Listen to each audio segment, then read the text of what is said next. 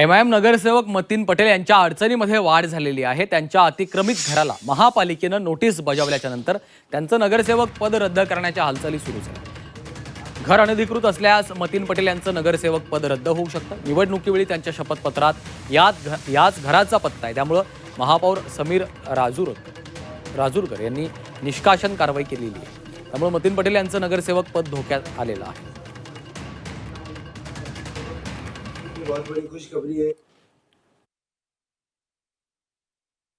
तर ते घर अनधिकृत असेल तर ते साहजिकच आहे की तो सदस्य 10(1)ड मध्ये बसतो आणि 10(1)ड मध्ये बसत असल्यावरती कुठलाही नगरसेवक असो किंवा कुठल्याही पार्टीचा असो, पण पर्टिक्युलरली एमआयएमचा नगरसेवक मतीन पटेल आहे, त्याचं प्रायमा फेसी दिसतंय आपल्याला की ते घर अनधिकृत आहे।